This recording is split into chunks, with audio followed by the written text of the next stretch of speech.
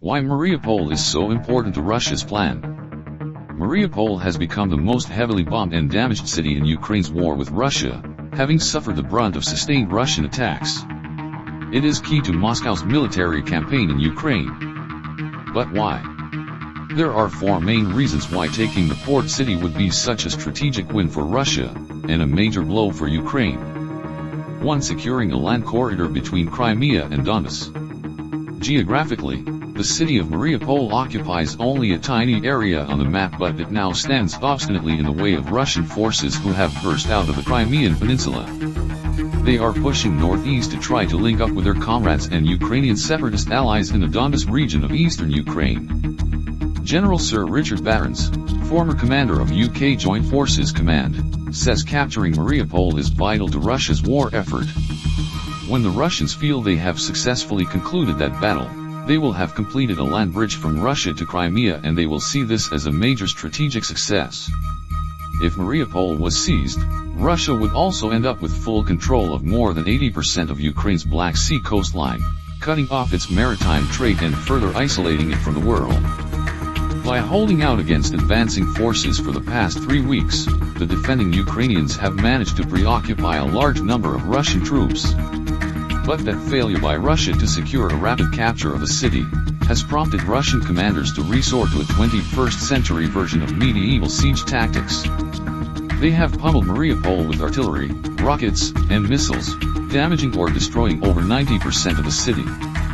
They have also cut off access to electricity, heating, fresh water, food, and medical supplies, creating a man-made humanitarian catastrophe which Moscow now blames on Ukraine for refusing to surrender by an 5 o'clock deadline on Monday. A Ukrainian MP has accused Russia of trying to starve Mariupol into surrender. Maps showing how Russian forces have surrounded the port city of Mariupol. Ukraine has vowed to defend the city down to the last soldier. It may well come to that. Russian troops are slowly pushing into the center, and, in the absence of any kind of workable peace deal, Russia is now likely to intensify its bombardment, drawing little if any distinction between its armed defenders and the beleaguered civilian population, which still numbers over 200,000.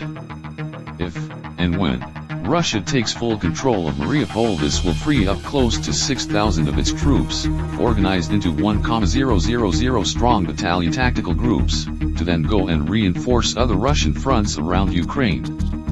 There are a number of possibilities as to where they could be redeployed: to the northeast to join the battle to encircle and destroy Ukraine's regular armed forces fighting pro-Kremlin separatists in the Donbas region; to the west to push towards Odessa, which would be Ukraine's last remaining major outlet to the Black Sea; to the northwest towards the city of Dnipro.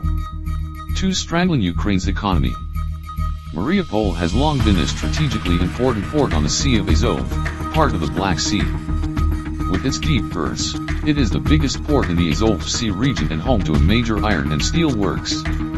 In normal times, Mariupol is a key export hub for Ukraine's steel, coal, and corn going to customers in the Middle East and beyond. For 8 years now, since Moscow's illegal annexation of Crimea in 2014, the city has been sandwiched uncomfortably between Russian forces on that peninsula and the pro-Kremlin separatists in the breakaway self-declared republics of Donetsk and Luhansk. Losing Mariupol would be a major blow to what is left of Ukraine's economy. 3. Propaganda opportunity. Mariupol is home to a Ukrainian militia unit called the Azov Brigade, named after the Sea of Azov, which links Mariupol to the rest of the Black Sea. The Azov Brigade contains far-right extremists, historically including neo-Nazis. Although they form only the tiniest fraction of Ukraine's fighting forces, this has been a useful propaganda tool for Moscow, giving it a pretext for telling Russia's population that the young men it has sent to fight in Ukraine are there to rid their neighbor of neo-Nazis. If Russia manages to capture alive significant numbers of Azov Brigade fighters, it is likely they will be paraded on Russian state-controlled media as part of the ongoing information war to discredit Ukraine and its government. 4. Major morale boost. The capture of Mariupol by Russia, if it happens, will be psychologically significant for both sides in this war. A Russian victory in Mariupol would enable the Kremlin to show its population, through state-controlled media, that Russia was achieving its aims and making progress. For President Putin, for whom this war appears to be personal, There is a historical significance to all this. He sees Ukraine's Black Sea coastline as belonging to something called Novorossiya, New Russia, Russian lands that date back to the 18th century empire. Putin wants to revive that concept, rescuing Russians from the tyranny of a pro-Western government in Kiev as he sees it. Mariupol currently stands in the way of him achieving that aim. But to Ukrainians, the loss of Mariupol would be a major blow, not just militarily and economically, but also to the minds of the men and women fighting on the ground, defending their country. Mariupol would be the first major city to fall to the Russians after Kherson, a strategically much less important city that was barely defended. There is another morale aspect here, and that is of deterrence. Mariupol has put up fierce resistance, but look at the cost. The city is decimated, it lies largely in ruins.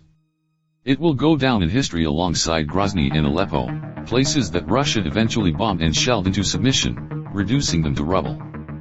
The message to other Ukrainian cities is stark: if you choose to resist like Mariupol did, then you can expect the same fate. The Russians couldn't walk into Mariupol, says Gen. Sir Richard Barons, they couldn't drive in with their tanks, so they've pounded it to rubble.